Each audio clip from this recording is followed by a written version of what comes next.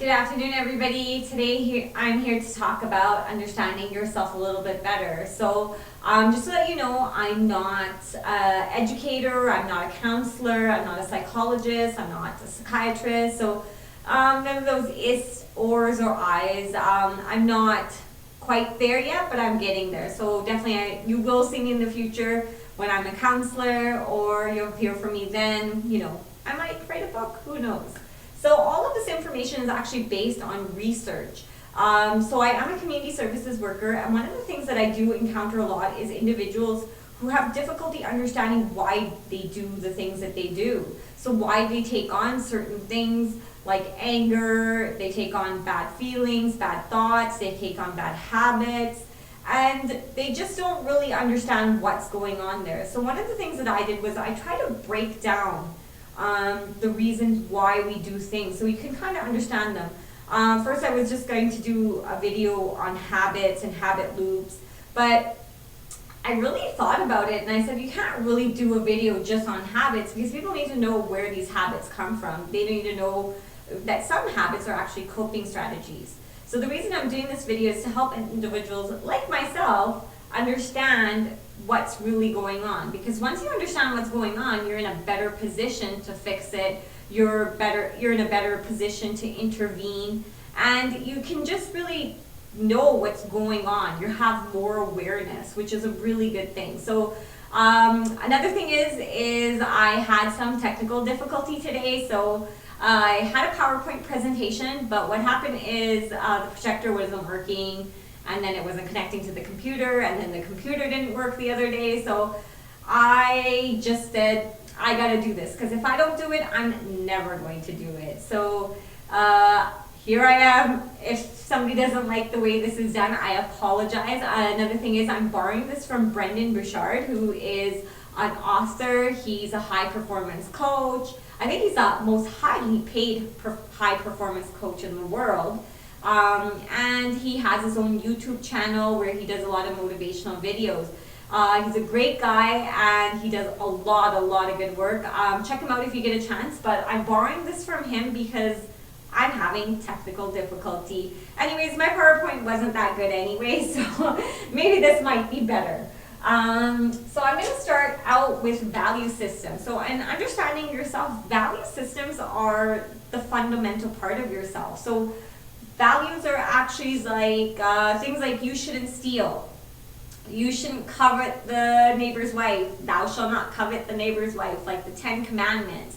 But they're mostly like, you shouldn't do this, you shouldn't do that, or somebody should really do something about that, more like that. But value systems really are moral values in society that are cherished by the society that you live in, or the greater society at hand, or the world. But these are just words to us. They're just value systems, things to abide by. But later on, we develop beliefs. So when we're children, we hear value systems like, oh, don't do this, don't steal, don't hit, don't do that. And as a young person or even an older person, we might not understand why we shouldn't do something.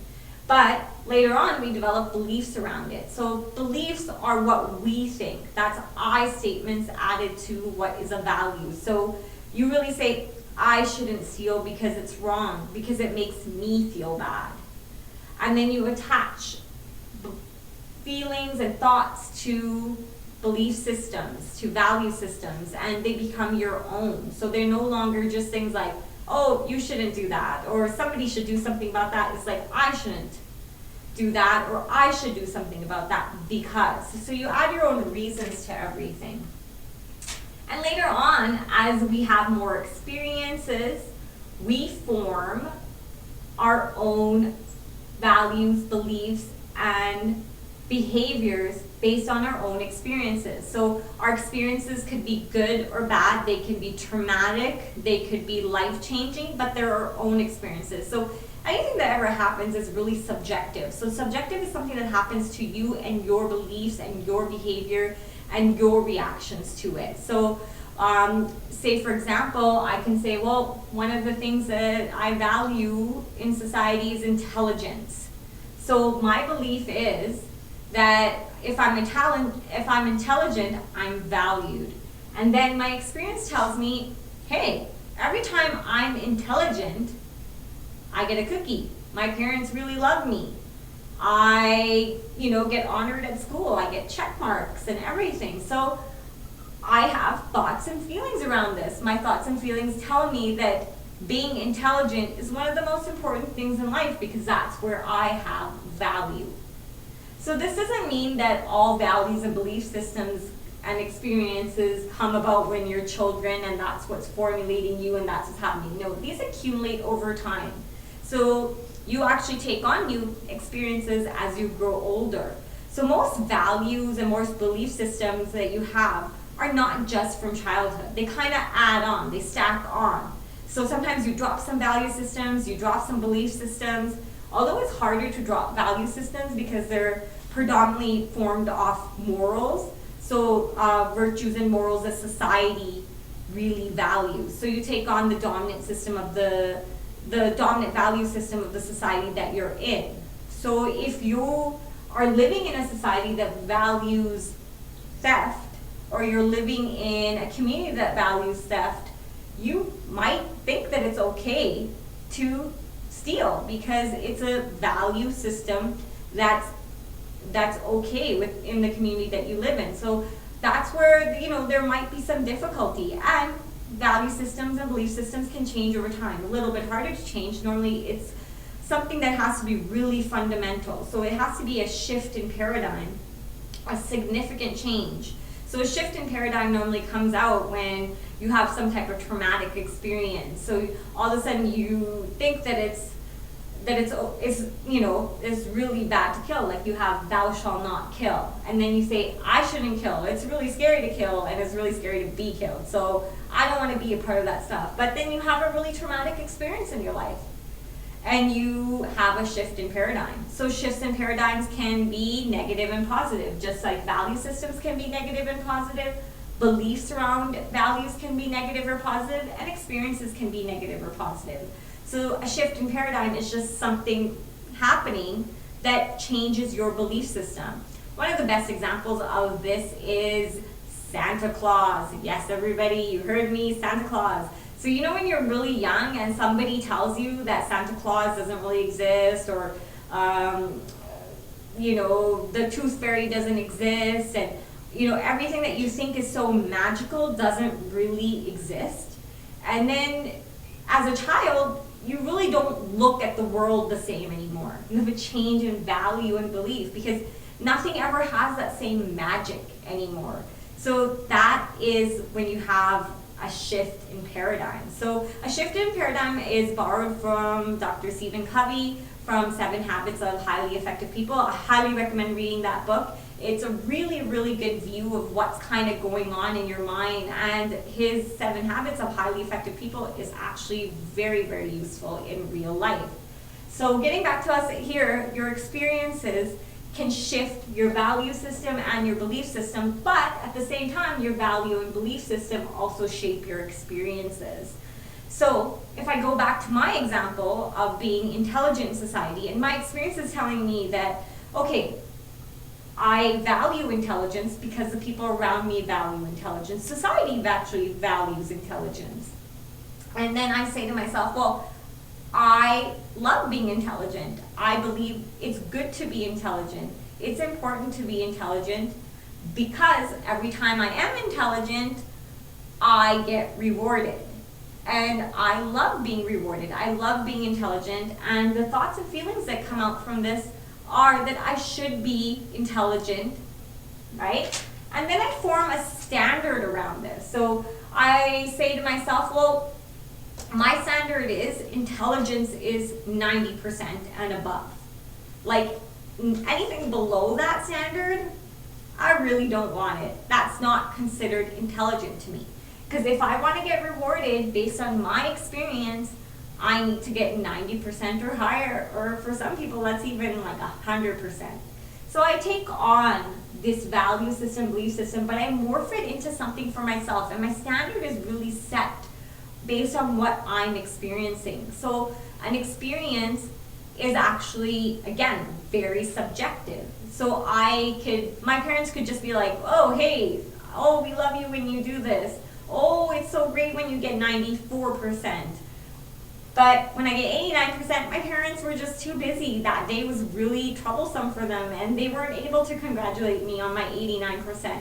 And I, myself, subjectively think that I need to get 90%, or I just tell myself that. It's something based on my own experience, my own belief system. So it's not that, caregivers and family members don't help shape things. These are the signals that you're getting from them. But it's really how you morph them into your own belief system and how you start kind of becoming yourself. So this can happen over time. This can happen when you're an adult. If you have a huge shift in paradigm, all of a sudden your standard can change. You can see that, okay, well, I need to have a different standard in life to be accepted for my experiences, to be valued for my experience, and to have all this foundational stuff work. So my standard really sets my mindset. So there's a lady named Carol Dweck. She's a researcher somewhere in the United States. I don't know exactly where. She has a book called Mindset. So she's a professor as well, and she does tons of research. I've read some of her articles, very good. So she talks about having an open or closed mindset.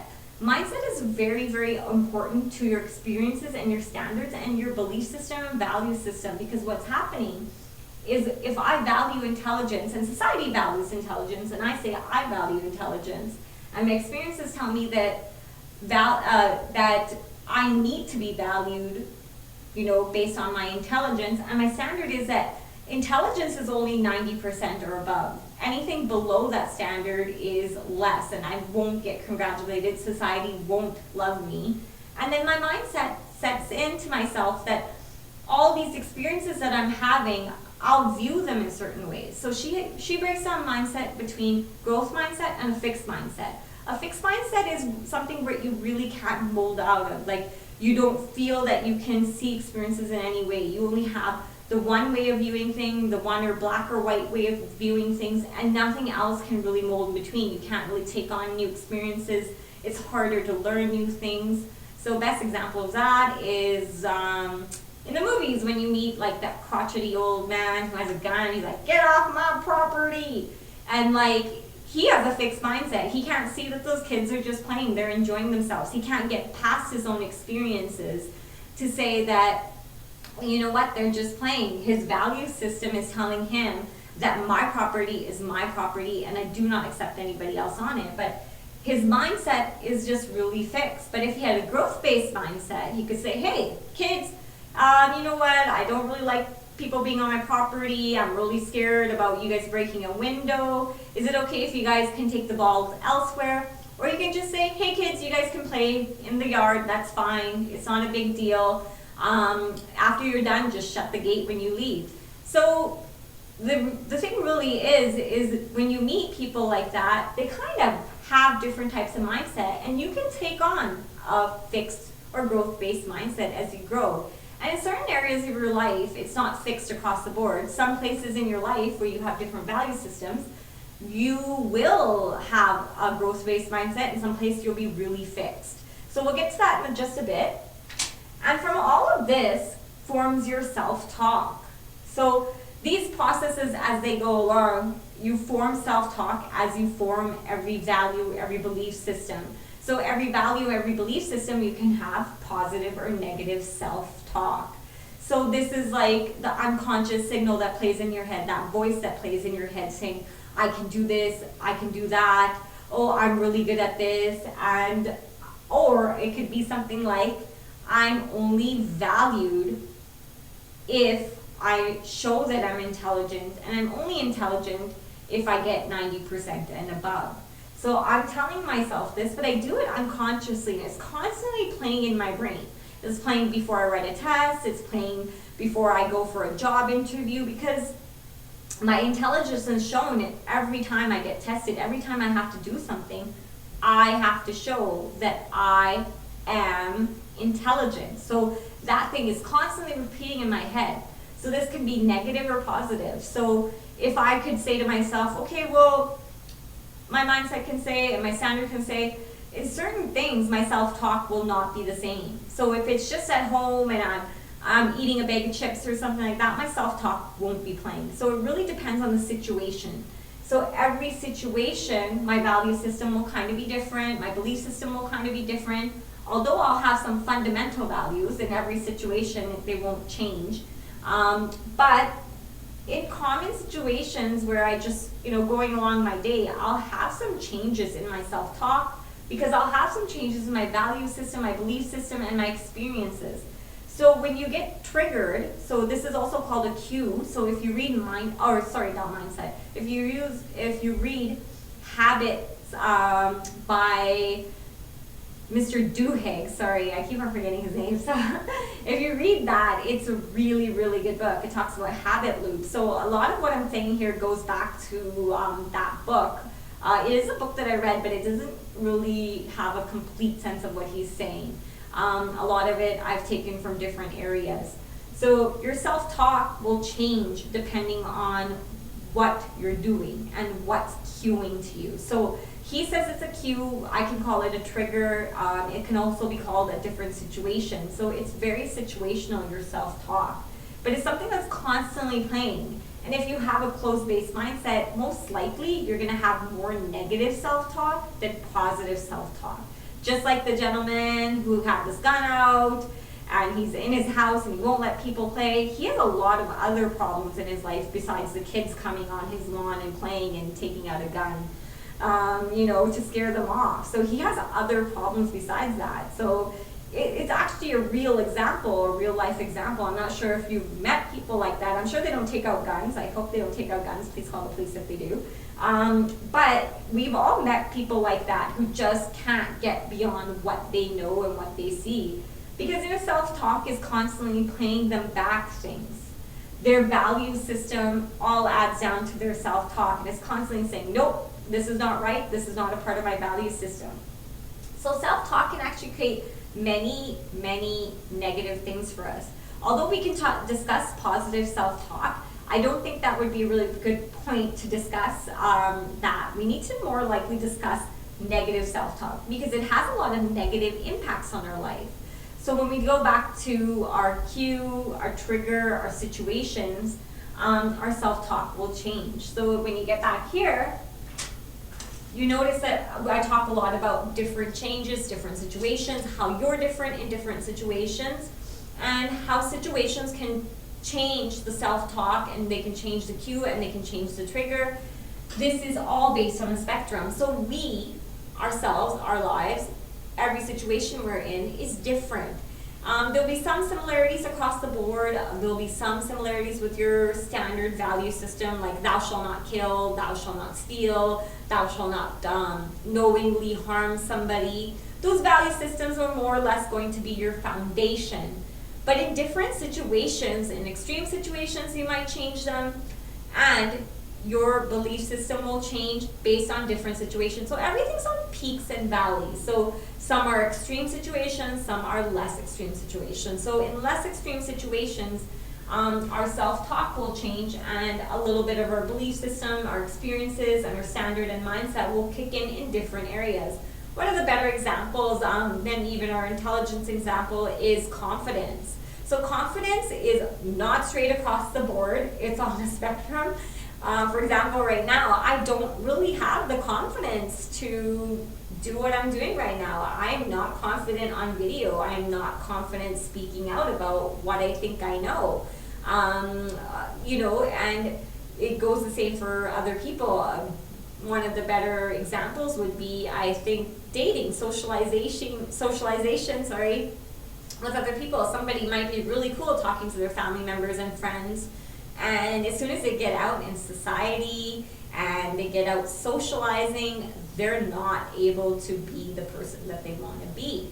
So they stutter, they well up, their throat dries, and they become a different person, or they become a person that they don't want because their confidence, their self-talk is telling them, okay, you can't really do this. The situation's unknown to you. You don't really know these people. What's going on here? So you end up getting a sense of feelings where you're like, I'm not capable of doing this. So your intelligence, your confidence, all the good things, all the negative things about you are on peaks and valleys, and we change in different situations. So nothing is ever across the board. Things can always change, and that's why life can get really difficult at times, because nothing is fixed. Everything is ever changing, and change is really difficult. Change is hard, and that's one of the things that a lot of people don't want to address is change. So that's why people kind of have trouble molding into situations, including myself. Like, this is a really big change for me. So next thing is, in your spectrum, as things change, your self-talk is changing, you're reinforcing some of these values. So if my standard is intelligence, and my intelligence across different spectrums will be tested. So say, for example, if I'm with children, I might feel really intelligent because there's no other measure. But say I'm with scholars, I'm with teachers, I'm going to feel a little bit less intelligent. I'm going to feel like I don't have the upper hand. It might be that I question myself. I'm not able to get that 90% because the material is too challenging. I'm still learning. I'm able to grasp that I'm learning. I'm unable to enjoy that experience. So I say to myself, well, every time I don't get 90%, my self-talk is telling me that I'm not really intelligent. I'm not really capable. I'm not very worthy. Society is not going to find me worthy because that's my value system. I value intelligence, and society values intelligence. And my belief systems are constantly being questioned back and forth, peaks and valleys, different situations. So as I reinforce it through experiences with throughout your experiences with other people, because remember, you're never by yourself, you're always with other individuals. So you are yourself in context to the entire world. So as I reinforce my self-talk in negative and positive situations, things go on and they change, and I change. So either I can change negatively or I can change positively. And most likely, if my mindset is not really open, if my standard is too high, if my experiences don't really let me take in what I need to take in, I'll most likely have negative self-talk. And every spectrum that I'm in, most of the time, I'll end up seeing it negatively. So it really changes how you view things. And when it's reinforced, even in positive situations, I'll find negative things in them because I'm unable to move on. And my self-talk will just get stronger and stronger and stronger. And then I'm going to go back up here. So when you talk about your self-talk getting stronger and stronger, it really invents your own self-concept. So self-concept is really you in context to the entire world. It's you, how you behave, your value system, belief system, experiences, mindset, standards, and your physical appearance, and other people and society's needs is really how you form your self-concept. So your self-concept is really you. And again, self-concept is not fixed. It's ever-changing. So that's when you go into being, when you're like becoming a teenager, you kind of reinvent yourself when you're becoming a teenager because you got to kind of pick your style. Like all of a sudden I went from jogging pants to, 2 braids, and I had to be cool. I had to start wearing jeans all the time. And so I had to pick my own style. I had to pick my own clothes. We went to the store and I was like, well, I want to pick my own clothes. I'm becoming my own person. So that's the formulation of a self-concept. You know that you're there and you know what society wants from you. So you start changing to morph into that. So self-concept, again, changes as you get older, as you have different experiences, as your mindset changes, as you take on different standards from society and yourself. So for example, I won't be able to wear jeans when I am in professional settings, unless your professional setting lets you wear jeans.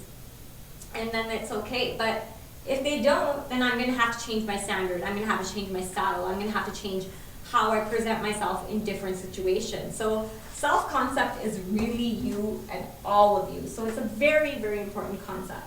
Another thing is self-respect. From all of this and all of this, so value, beliefs, experiences, standards, mindset, self-talk, spectrum, and reinforcing, I'm going to formulate self-respect for myself. So this starts in every different situation with every different value. So as things reinforce themselves, I'm going to reinforce respect or lack of respect for myself. So if my situations are telling me that I'm constantly not intelligent, or I'm told that I'm not good enough, or even if I'm not told good enough, I don't feel good enough. Because remember, I have my standard, and my experiences are telling me that I'm not reaching my standards. So when I feel like I'm not reaching my standards, I'm going to lose a little bit of respect for myself. And self-respect is key. So if you don't respect yourself, you'll find that other people don't respect you as well. And then we come to self-efficacy. So with all my values, belief systems, experiences, mindset, self-talk, spectrum, reinforcing my self-concept and my self-respect, my self-efficacy really formulates. So my self-efficacy is my belief in my own ability to succeed. So this is also called your command. It's called your ability to do. It's called success.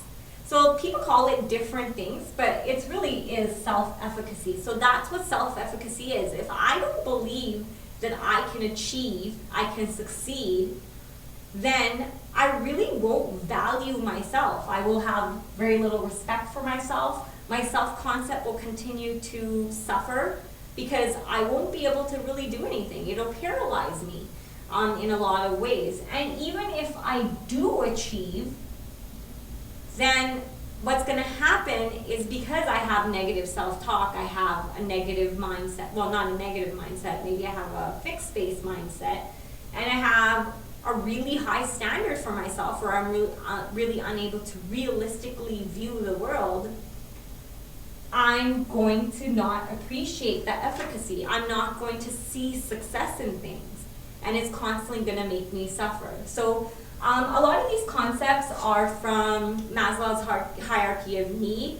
The concepts actually come from psychology, sociology, and a lot of other counseling terms. But the important thing is you don't have to know the concepts, but you know the feeling. You know what they stand for. You know the importance of them.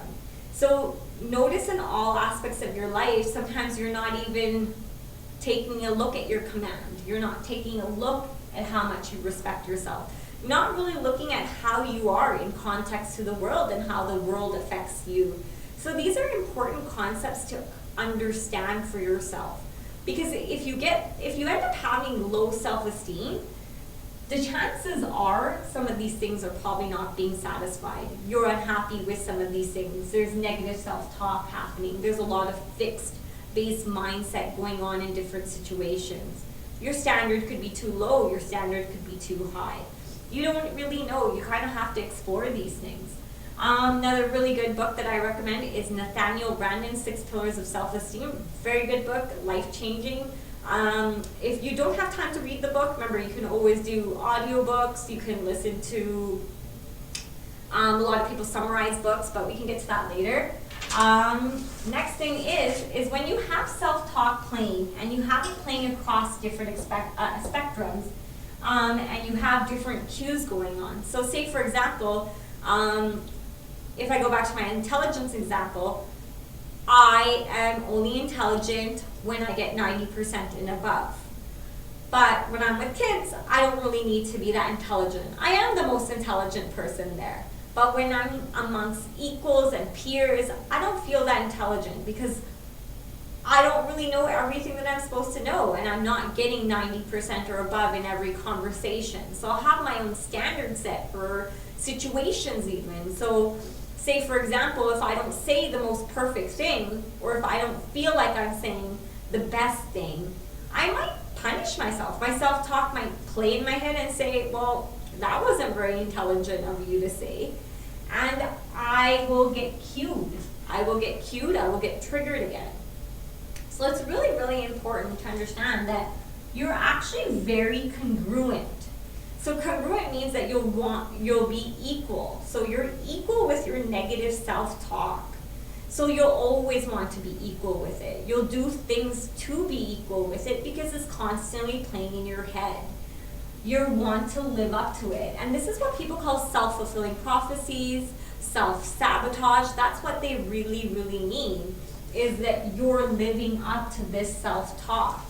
So when a lot of people say self-sabotage or self-fulfilling prophecies, and they say, well, I did not self-sabotage myself. Stuff happened around me, and things fell apart, and I didn't do anything.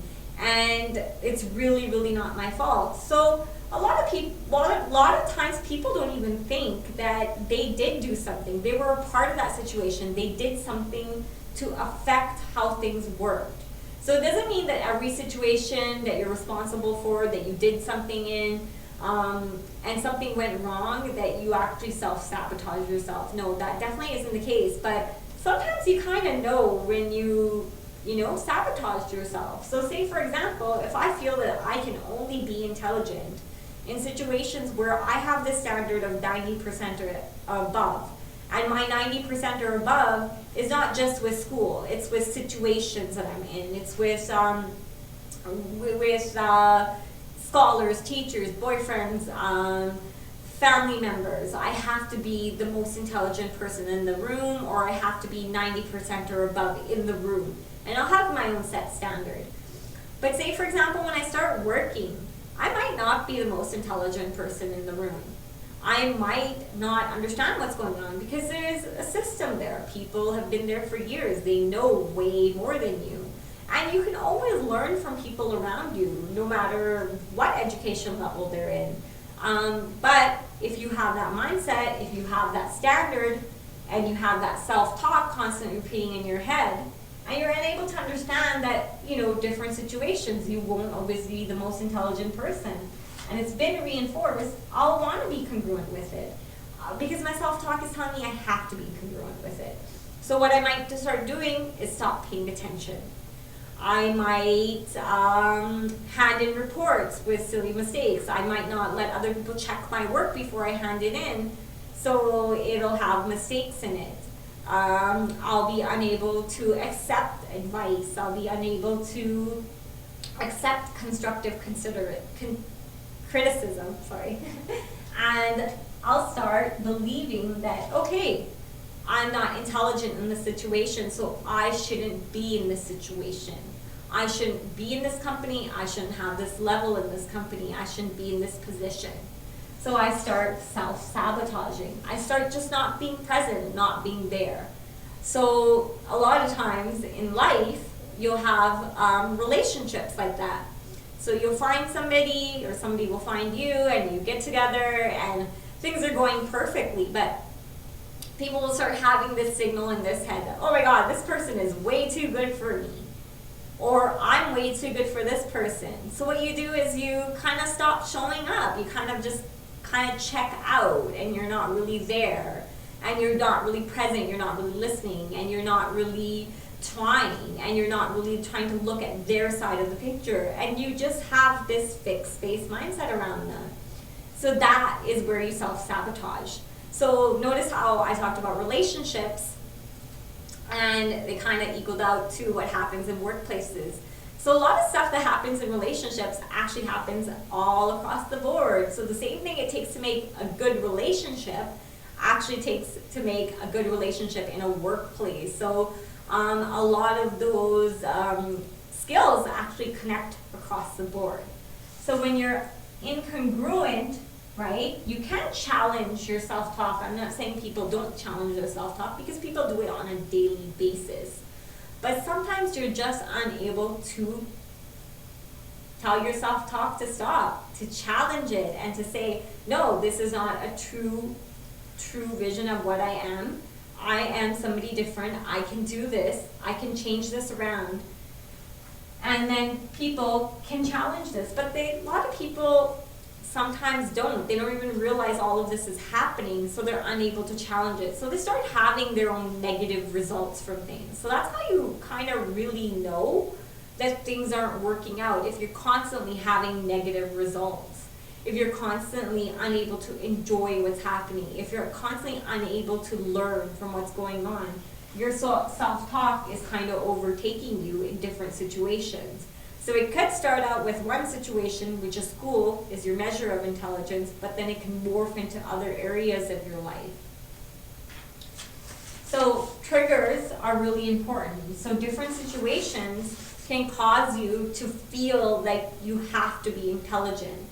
So it's really important to notice when these situations occur. What situations do you feel most uncomfortable in?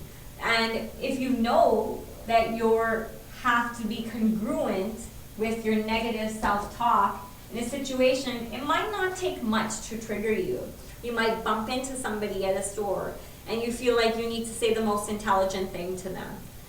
And you pause, you're not saying, you're not able to make that meeting authentic, you're not able to concentrate on that person. So it takes you away from actually being mindful, and it takes you from being there and consciously trying to interact and enjoy yourself.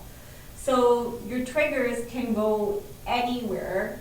So it's important to try to figure out what your triggers are. So are they social triggers?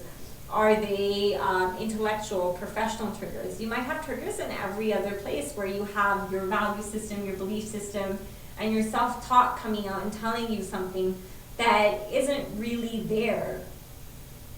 And over time, when you have these triggers and you continue to repeat the self-talk, it morphs into a coping strategy. Because you want to be congruent with your self-talk. You want to believe what you're saying. So your coping strategy is triggered, and then your self-talk is constantly playing, but you don't really want to hear your self-talk sometimes, and it's playing unconsciously in your head over and over again when you're cued in a different situation, when you're triggered in a different situation. And what you do is sometimes you start avoiding those situations. You start saying that, okay, I don't need to do this, and that's why you sometimes kind of start procrastinating. You start escaping, you start avoiding that situation, and that just goes back into congruency, and then you go back and you start self-sabotaging again because you don't want to hear that self-talk, but you need to be congruent with it. So you start saying, well, if I'm not in that situation, if I don't do that, if there's no measure that I need to attain to, then what's the big problem? The self-talk won't play, then I'll just have this as my coping strategy. And over time, you'll develop feelings and thoughts around what's going on, and it'll make you super uncomfortable. So some people start exhibiting really negative feelings, or really feelings that are not productive to what they need to do and not productive to their self-talk. So over time, all of this and this will form into a coping strategy. So you're trying to avoid all the things that are going on. So I could challenge myself, and you do challenge yourself every day. A lot of people just don't realize when they're challenging yourself, because all of this is unconsciously happening in your mind. This happens within a few minutes. All of this stuff that's taken me so long to explain happens within a few minutes. And sometimes it happens within a few seconds. It's all unconscious. Our brain works really, really fast. And our coping strategy might bring out different things in us. And I might address my coping strategies sometimes, but other times I won't be able to address my coping strategies. Like, I will be able to say that, okay, you know what? I need to stop avoiding the situation. I need to stop escaping. I need to stop procrastinating. I need to face the situation. I need to face this negative self-talk. And as I cope, what's going to happen is I'm going to reinforce. And what's happening is I'm actually reinforcing negative self-talk when I do this. It's hard to question your self-talk because sometimes you have to go back, all the way back here to your value system, your belief system, and most of all, your experiences. And you have to question those, and sometimes you don't want to question those. So the coping strategy is a skill to avoid self-talk sometimes, and to reaffirm self-talk sometimes, and a way to avoid your experiences that actually set that standard, that actually set that mindset, and all the spectrums across that you had different experiences and that you ruminate over, that you think about constantly. So rumination is constantly just thinking back and thinking back to the future. And you have to address those. So you start having really strong coping strategies. These are, again, feelings, thoughts, behaviors that you can have. And over time, these coping strategies become habits. So a lot of people don't know that procrastination is actually a habit. Escapism is actually a form of procrastination, and avoidance is actually a form of procrastination, which is a habit. And perfectionism, which I'm talking about, the intelligence that we all need to have, when we get that feeling that we need to have this really, really high standard, then what happens is perfectionism morphs into something else. It's not just about excellence and achieving, it's about being perfect at any cost. And what it can lead to is a lot of really negative things. Like coping strategies can also be anxiety, because you have the anxiety, you have all this physiological stuff happening, and your body is just trying to tell you, okay, well, you need to start avoiding, the situation's too hard, the situation's too much, do not face it, and then you have all this stuff that's going on physiologically, and then you kind of forget that there's something going on there. There's a situation to face. I can move forth and face this, but you do not want to because your mind kind of starts protecting you. So coping strategies are a way of your mind protecting you, but over time they become habits. Habits can be negative or positive. And remember, habits, coping strategies don't happen in split seconds. All of this other stuff might happen in split seconds, but coping strategies and habits as coping strategies, kind of synonymously together, take time to form. So habits are something that you do repeatedly, and you do unconsciously a lot of times, and you do because they have some kind of benefit to you. So in the next video, this video is actually quite long, I'm going to discuss how we can change our habits. So it's just kind of something that I came up with, but it is based on research. It's based on everything that I've read, and I will add a bibliography on here and a book list, just to show all the things that have been read in order to come up with all of these things. Remember, this is just my interpretation, and if you don't like it, it's okay. You can flip to something else. I highly recommend watching other motivational speakers like Brendon Burchard, Mel Robbins. There's other people that summarize books for you, like Joseph Rodriguez. I think there's Clark Danger. There's plenty of other people on YouTube that actually summarize books for you, and so you don't really have to read the book if you don't have the time. But I highly invest in reading to try to increase your knowledge about yourself, because remember, just how you try to increase your knowledge on obtaining more money, becoming a better professional, becoming more intelligent, this will help you all. You also need to research how to understand yourself. We're very complex beings with a lot of complex things going on, and your brain is just as much as part of your body as anything else in it. And if you have some experiences that are really, really traumatic and really, really negative, and they cause really, really bad coping strategies like excessive drinking, excessive smoking, or they cause problems with alcohol and drugs, then it might be time that you need to see somebody, because the self-talk is just too negative, and the experiences, the value system of beliefs that you develop around what happened, your experiences, is just too traumatic. So try to see somebody about it. And if you have stigma around it, remember, your brain is a part of your body. And if somebody tells you that it's not, they're lying to you, because it is. You need to address what goes up in your head. If you had diabetes, if you had heart disease, if you had cancer, you definitely address that. So why not the stuff that's going on in your head?